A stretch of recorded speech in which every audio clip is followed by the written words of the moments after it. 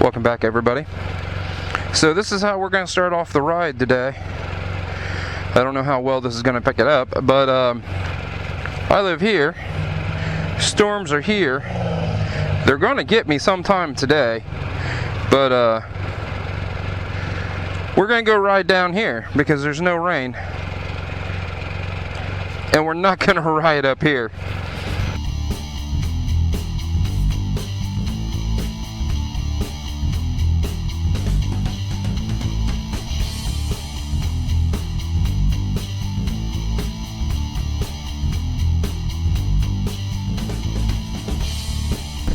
So, today, as I'm taking this gorgeous ride, and hopefully the wind noise isn't too bad, I dropped the speed a little bit. It's hard to see how windy it is because there's no leaves in the trees anymore. But I've had 3 Spyders through the years with different accessories on each one that I've installed myself. And when you buy a Spyder, is it worth putting $5 grand worth of accessories in it? Are you going to get your money back in return, or is it just going to personalize the Spyder to how you like it and what you need out of it? So the first Spyder I had, a 2012 Can-Am Spyder RS SE5, which for those that don't know what the SE5 model is, it's the one that has a thumb shifter, so you don't have a clutch lever. And you can stay wide open and just bang through the gears super quick. And I really like the SE5. So on the 2012, the things that I added were highway brackets and pegs, HMF muffler, power commander, K&N air filter, the sport rack with a backrest. And I don't know, I had $3,000 maybe. I'm not quite sure.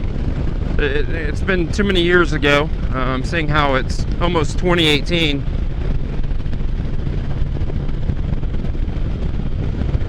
And I paid $17,000 for the Spyder, so I had about 20 in it. And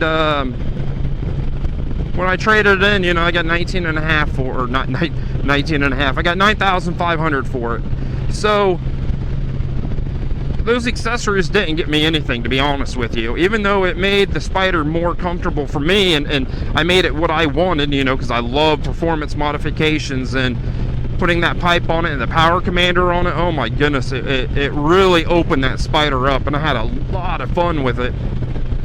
And I was probably a little too hard on that one, to be honest with you. It worked wonderfully. I never had an issue with it. I had to put a belt on it. We had to put a sprocket on it for corrosion issues. And the Y pipe. That's it in 35,000 miles. So the next Spyder I had was my 2014 STS. And the only thing I did to that thing, to be honest with you, is it had the new style fenders on it. Not the smooth fenders, but the one with the ridge. So I took Plasti Dip and I Plasti Dipped just the ridge. The Spyder was white, pearl white, and I loved the color. And so I did flat black, and then they had a satin finish spray. So I put the satin over the flat black, so it gave it just a slight gloss look. I put a stripe on the back fender, and my Salt Life sticker, and a K&N air filter. And that's the only thing I ever did to that Spyder. Well, when I bought it, I talked them into, if I picked it up that day, they would throw in the factory radio, which is, on one of those, it was junk, to be honest with you. You couldn't hear it above 60 miles per hour, and that's a different story. So I didn't do anything with that Spyder. I had less than $100 in modifications to it, just because it was always in the shop. I didn't want to put $3,000 worth of accessories in it and not be able to get the joy out of it.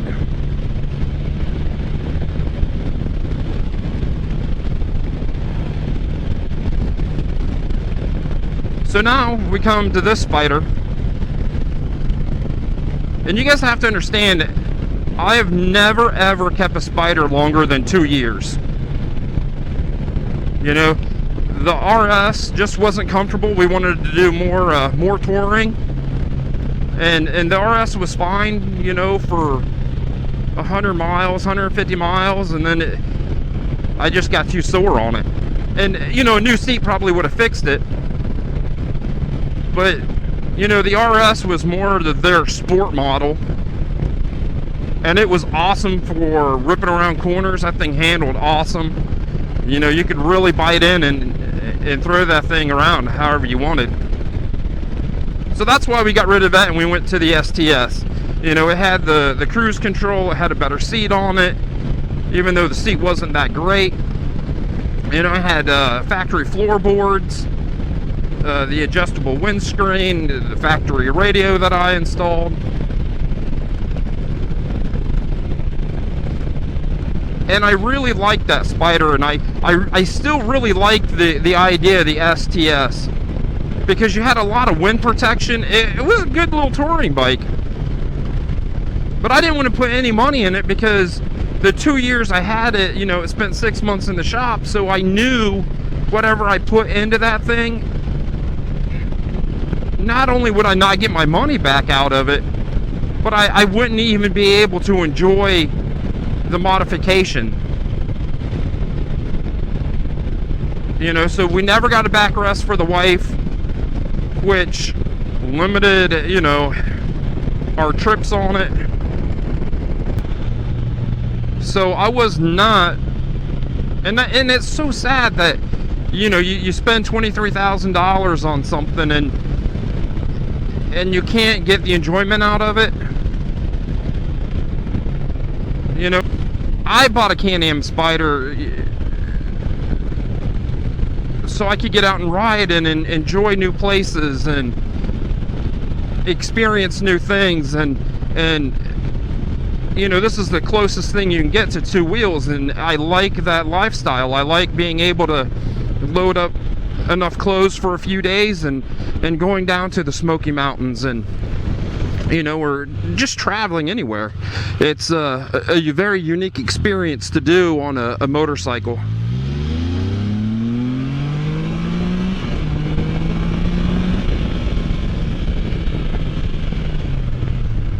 I have too much fun on this thing.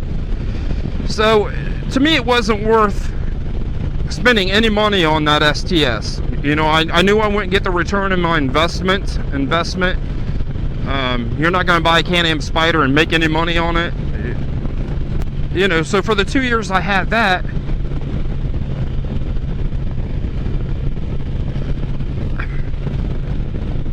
it was pointless for me to put any money in it. So the last time it was in the shop, it was getting, you know, and this is after it already went from one shop right into another shop, because, you know, I was tired of it being in one shop, so I tried a different shop to see if they would do any better. So it was getting a gauge cluster, it was getting a whole bunch of stuff, and I knew with what they told me. So on that, and I've seen a couple of them, the frunk actually leaked, and the compartment that they use is two pieces, and then they glue it together or bond it together, or, you know, however. So there's an upper section and a lower section. Well, I took a hose to the Spyder, and I saw that where this thing was bonded, it was coming apart. So I knew that's where the water leak was. So I couldn't store anything in the front trunk because it would get wet. And it didn't take a lot of rain for whatever was in there to get soaking wet. So when they told me what they thought it was, and I said, no, you can see where it's leaking, I knew that this shop wasn't on the right path, and I would have to take it right back again to get it fixed. So that's when I decided you know, I'm done with this Spyder. You know, 6 months in the shop. It's not going to be right when I get it back. It's not going to be what I want when I get it back. So that's why I got rid of that one and I purchased this one.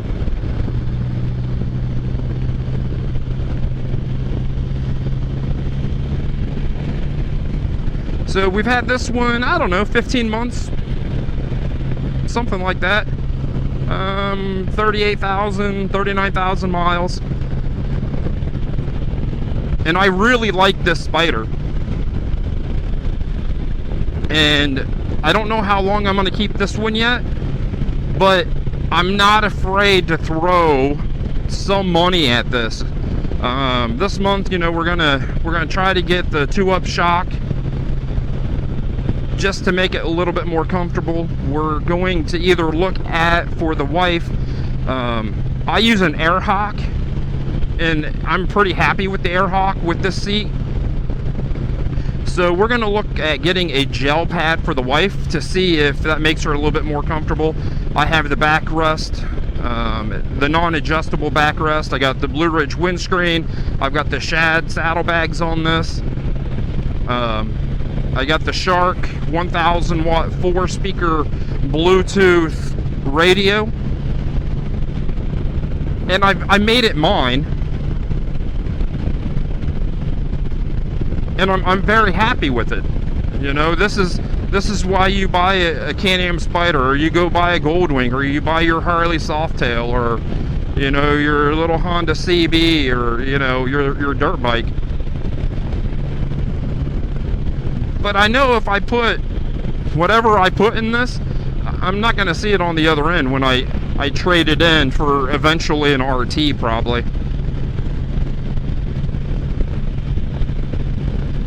But I know whatever accessory I put onto this, I'm going to get my money out of it, because I'm going to be able to use it and I'm going to be able to enjoy it. So to me, it's well worth, you know, upgrading the rear shock. Now, I'm not going to put a $1,500 rear shock on this thing, but you know, I'll try the 2-up shock, and if it's even just slightly better than this shock, I'm going to be fine with it, because normally it's just myself riding this thing.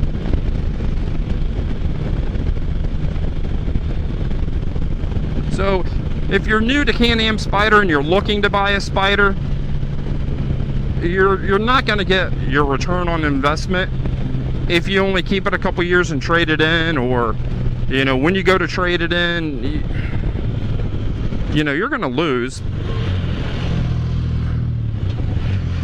And if you buy a Can-Am Spyder and you put $3 or $4 grand worth of accessories on it, you're never going to see that back. But it's okay if you get to use it and enjoy it. That's why you make it yours and you add things to these things.